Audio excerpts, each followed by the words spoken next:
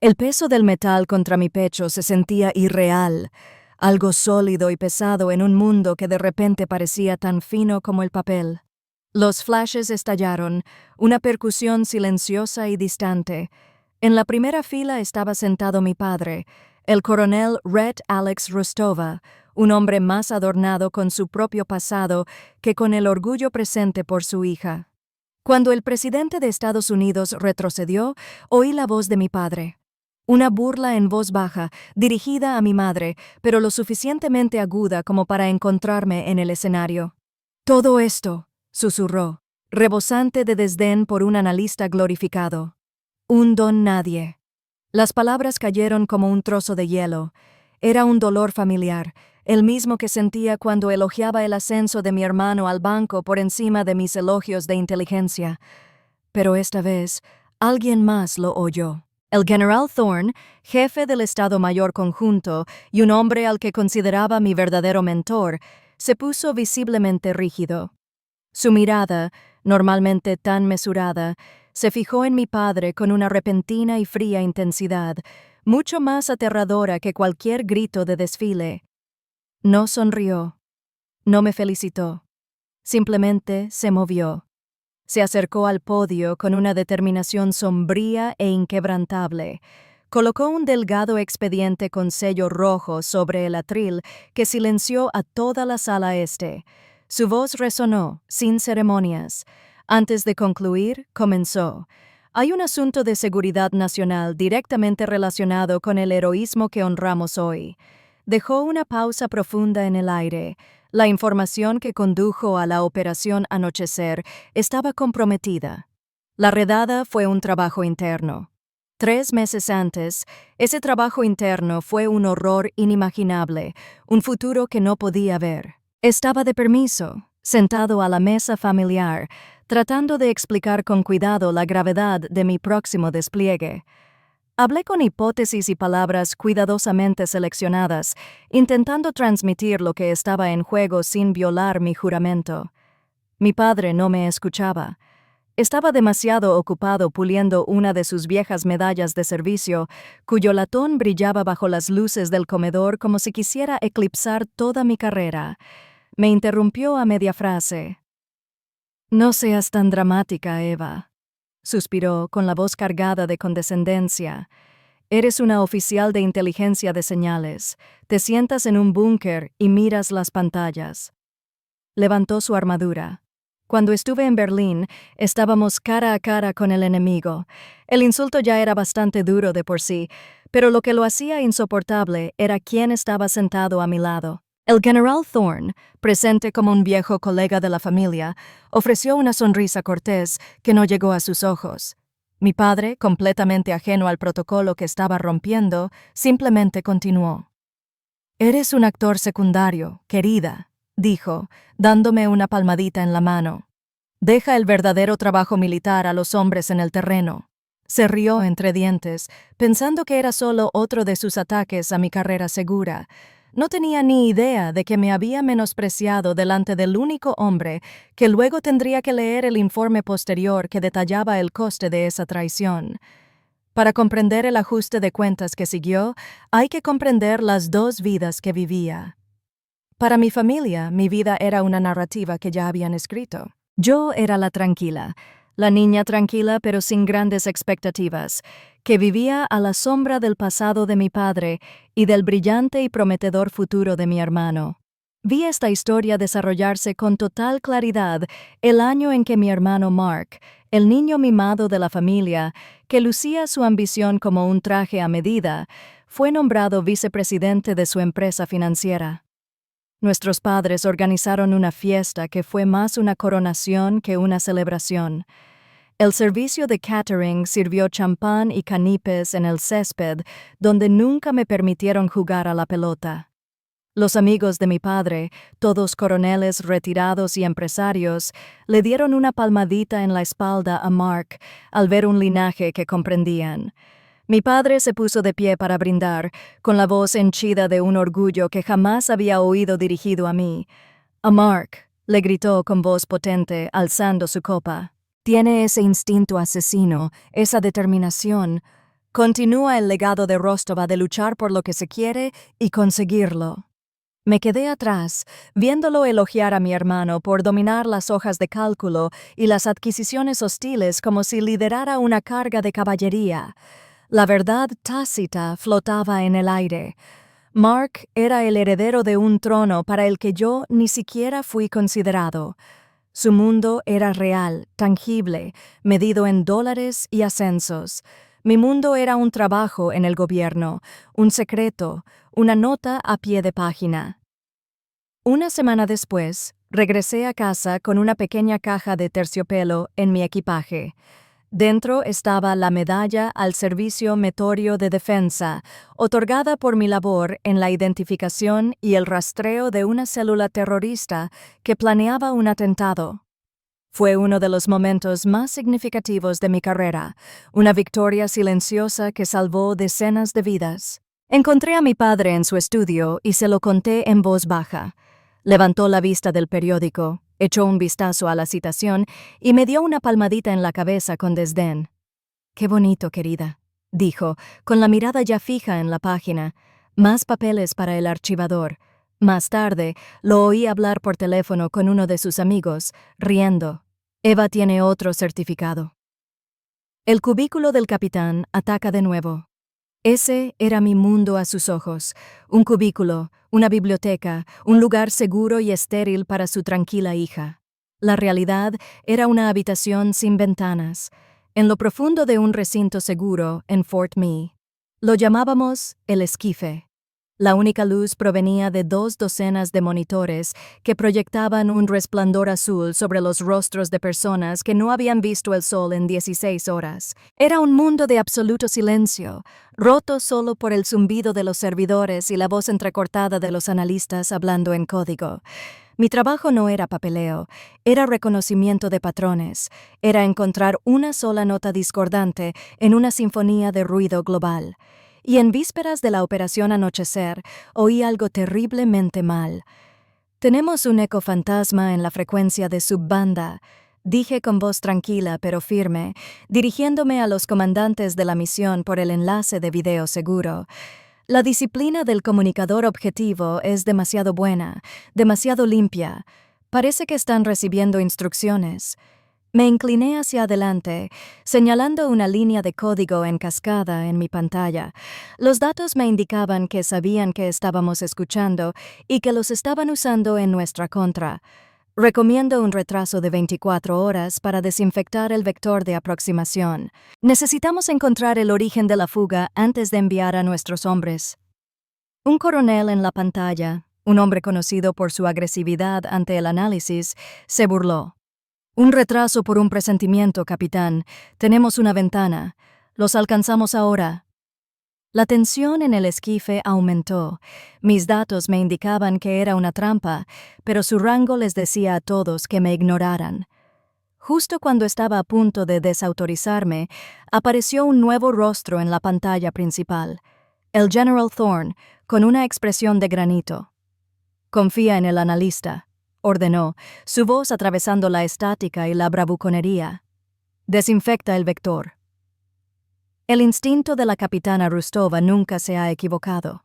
En ese momento no era una nota al pie, era la artífice de todo el plan. Esta dualidad era algo que jamás podría explicarle a mi madre, Eleanor, una mujer que creía que la armonía familiar valía cualquier precio, incluso el silencio.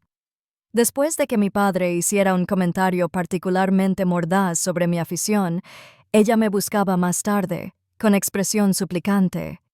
«Tienes que entenderlo», susurraba como si fuera un secreto profundo.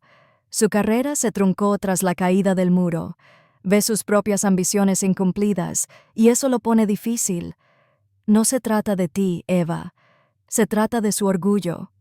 Creyó ofrecerme consuelo, una explicación que podría aliviar el dolor. Pero solo oí una justificación.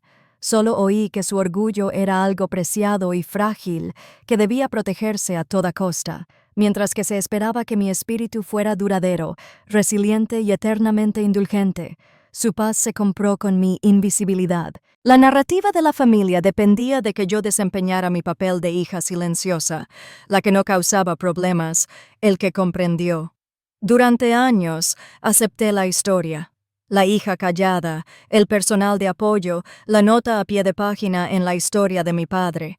Pero después de perder a 3 hombres en esa redada, supe que la historia era falsa, y era mi deber corregir el relato usando el único lenguaje que mi padre realmente respetaba: las pruebas.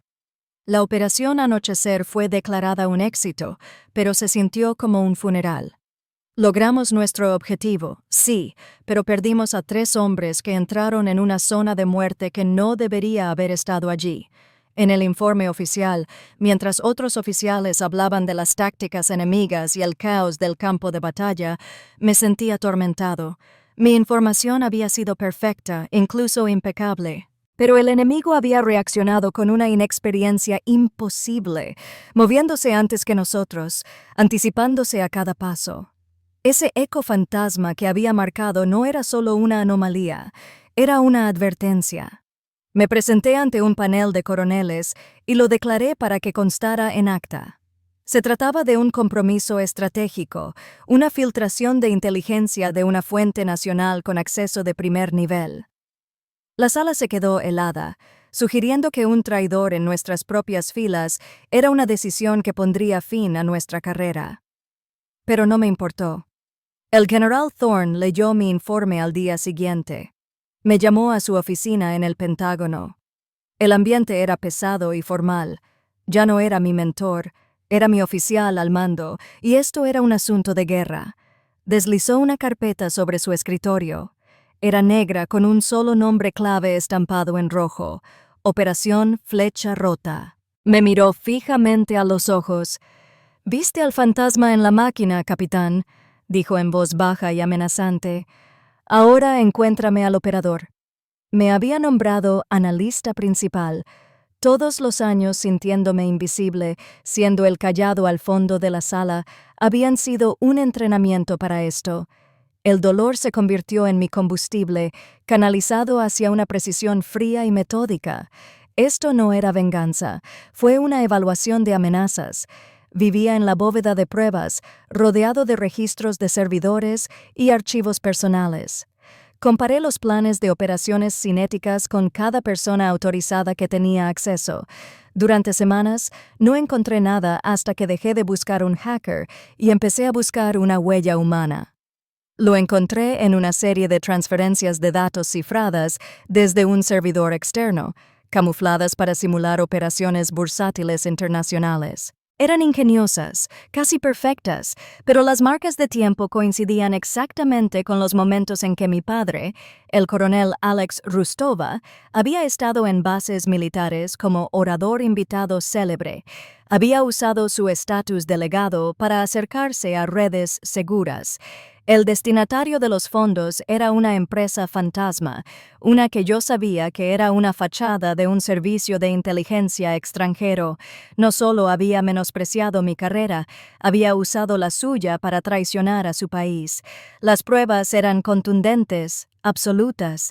Trabajando con Thorne en el NCIS, planeamos el movimiento final. La ironía era casi poética. La ceremonia de la Medalla de Honor, una celebración de mi valor, sería el escenario perfecto para su deshonra. Nos aseguramos de que su invitación fuera especial, entregada en mano por el general. La ayuda de A para alimentar su enorme ego y garantizar su asistencia. Se compiló el expediente. Registros bancarios, interceptaciones de señales y una declaración jurada de un agente extranjero al que habíamos denunciado. Todo estaba en su lugar. Confirmó su asistencia con orgullo, convencido de que venía a presenciar la consolidación de su legado.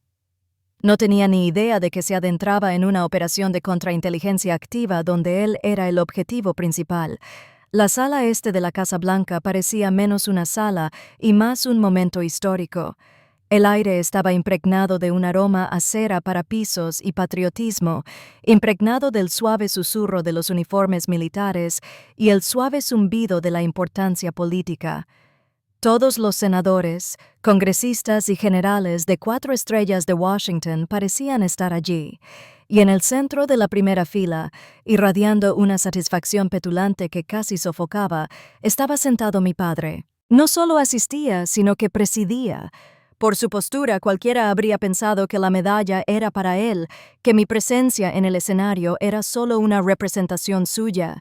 Era un rey en su propia mente, observando una corte que finalmente había reconocido su linaje real. Cuando el presidente terminó su discurso y los aplausos aumentaron, mi padre se inclinó hacia mi madre. Estaba demasiado lejos para oírlo bien, pero podía leer sus labios. Unas palabras familiares que había visto 1000 veces. Por fin hizo algo que valía la pena. El comentario ya ni siquiera me dolía. Era simplemente un hecho, como la gravedad. Era la confirmación final y silenciosa de toda una vida de ser sopesada y encontrarme deficiente. Me quedé completamente inmóvil, la pesada medalla de oro en mi pecho como un ancla, sosteniéndome con firmeza para lo que estaba por venir. Mi misión aún no había terminado. La ceremonia era solo la fase inicial. Entonces, la atmósfera en la sala cambió. El general Thorne subió al podio con el rostro de una furia fría. No sonrió ni saludó al público. Se movía con la sombría moderación de quien está a punto de emitir un veredicto. Los aplausos vacilaron, reemplazados por un silencio tenso y expectante. Colocó el expediente rojo sobre el atril. El sonido resonó levemente en la cavernosa sala. La mención para esta medalla está incompleta. Comenzó con voz dura como el acero. Un murmullo nervioso recorrió la multitud. La orgullosa sonrisa de mi padre se tensó ligeramente, con un destello de confusión en sus ojos. La capitana Rostova no solo recibe el reconocimiento por su brillante análisis en preparación para la operación Anochecer, continuó Thorne, mientras recorría con la mirada la primera fila. La honran por su valentía, su integridad y su inquebrantable deber al descubrir un acto de traición profundamente arraigado que casi condenó a la operación. Los murmullos se convirtieron en jadeos audibles. Traición.